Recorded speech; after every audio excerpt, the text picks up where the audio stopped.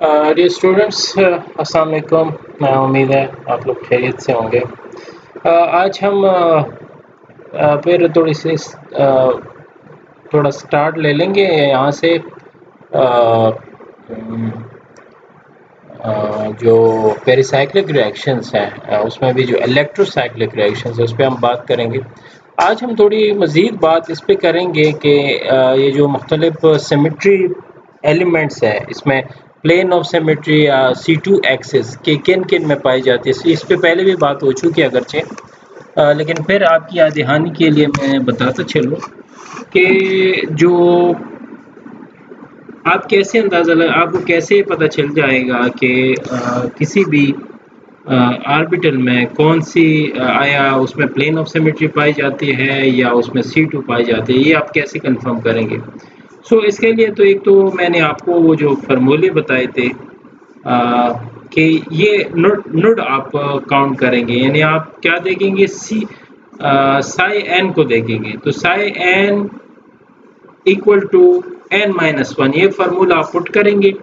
इसमें अगर आपके पास नंबर ऑफ नोड्स की बात होती है, सपोज अगर मैं Sai n equal to n-1, अगर ये मेरे पास बराबर हो 0 की, तो इसका मतलब ये है कि इसमें 0 नोड है।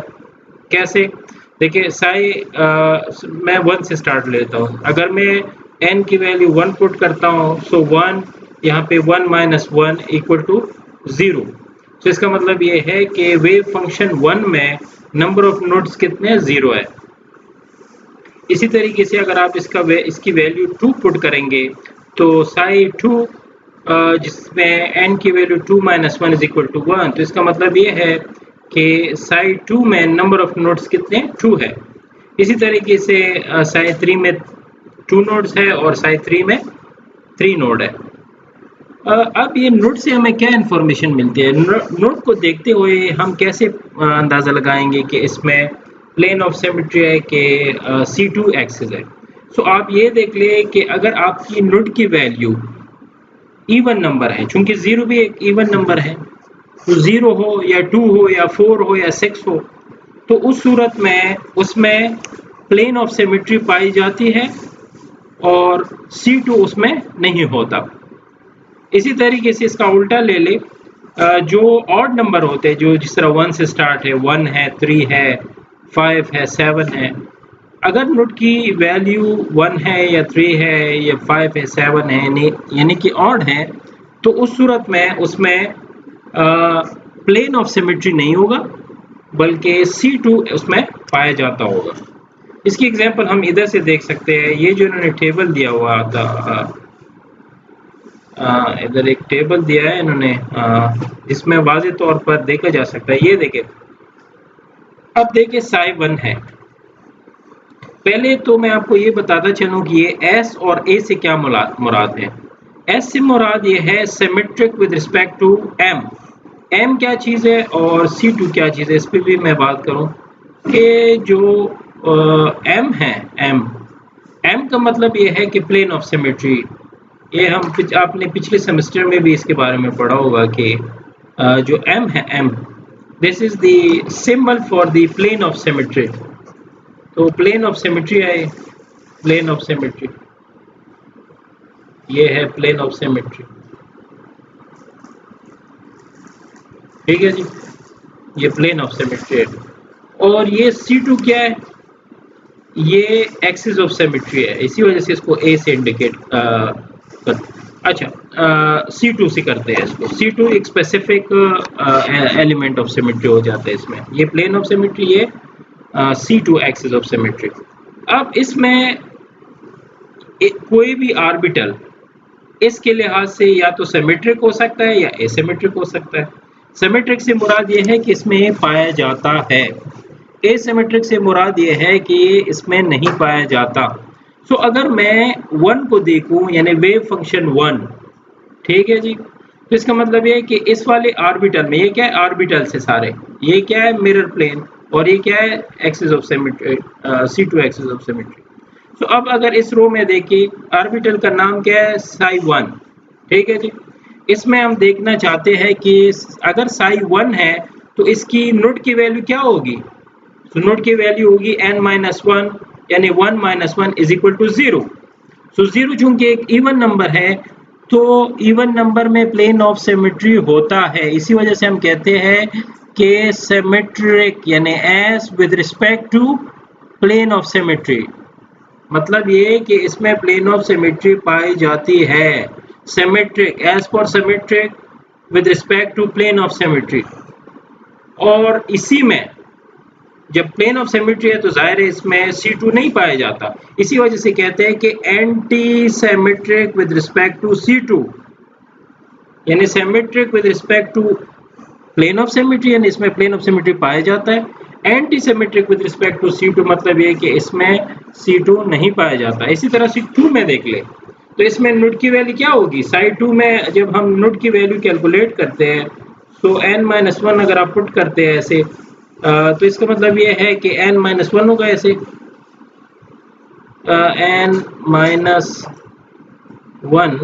तो n-1 कितना होगा 2 के लिए 2 - 1, तो 2 - 1 का मतलब क्या हुआ 1 इक्वल टू 1, तो इसका मतलब ये है कि इस वाले ऑर्बिटल में एक नोड पाया जाता है। तो जो ऑड नंबर ऑफ नोड होते हैं उसके लिए उसमें जाहिर है ऑड में C2 पाया जाता है, लेकिन उसमें प्लेन ऑफ सिमेट्री नहीं होता। इसी वजह से इन्होंने क्या किया कि this is anti symmetric with respect to plane of symmetry, but this is symmetric with respect to C2। इसका मतलब ये है कि इसमें C2 पाया जाता है। और इसी तरीके से आप मजीद कर सकते हैं। 3 है तो उसकी नोड की वैल्यू 2 होगी। 2 जो कि एक इवन नंबर है, इवन नंबर में प्लेन ऑफ सिमेट्री पाए जाते हैं, यही वजह है कि this is symmetric with respect to plane of symmetry and anti symmetric with respect to C2। तो इस तरीके से आप लोग प्रैक्टिस करें और इस पे आप किसी भी उसके लिए आप नंबर ऑफ नोड्स भी कैलकुलेट कर सकते हैं, और आप ये भी बता सकते हैं कि आया उसमें प्लेन ऑफ सिमेट्री है कि C2 एलिमेंट ऑफ सिमेट्री है। ये आराम के साथ आप बता सकते हैं किसी भी ऑर्बिटल के बारे में।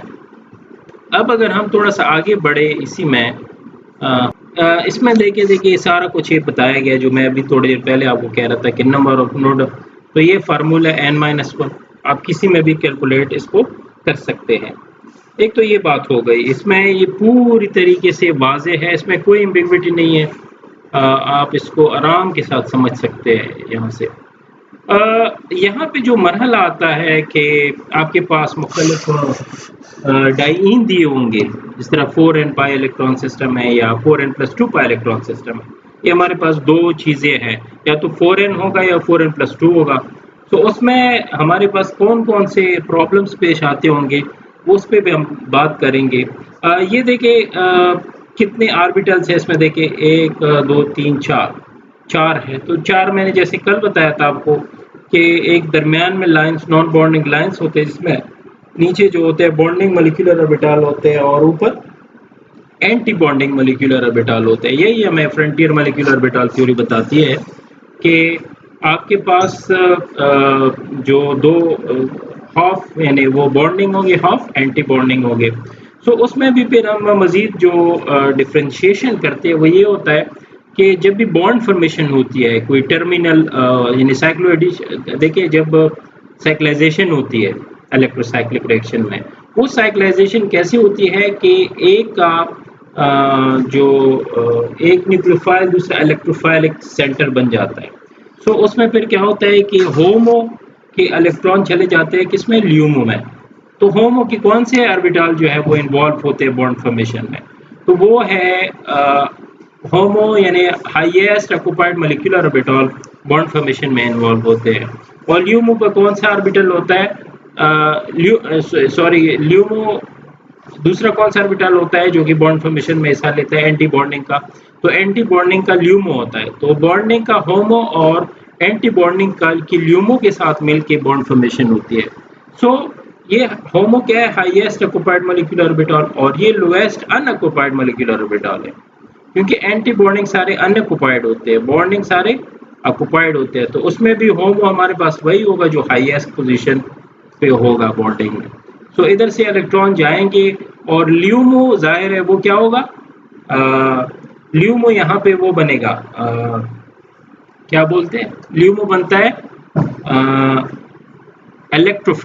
Electrophilic centre in case of the ये डिपेंड करता है, ये डिपेंड तब करता है कि जब हम रिएक्शन को की बात करते हैं थर्मली, यानी अगर आपके पास थर्मल सिस्टम, फोटोकेमिकल में इसी का उल्टा हो जाएगा, ल्यूमो होमो बन जाता है और होमो जो है वो ल्यूमो, इस तरीके से ये आप इसको ऐसे समझ सकते हैं। आगे इसी की देखिए, अगर आप ये मुख्तलिफ इन्होंने डाइईन दी है, ट्राइईन भी दी है, सो इसमें क्या है कि इसके एंटी बॉन्डिंग ऑर्बिटल्स दिए गए हैं, तो इसमें जो टर्मिनल पोजीशंस होते हैं ऑर्बिटल्स वो आपस में बॉन्ड फॉर्मेशन में हिस्सा लेते हैं।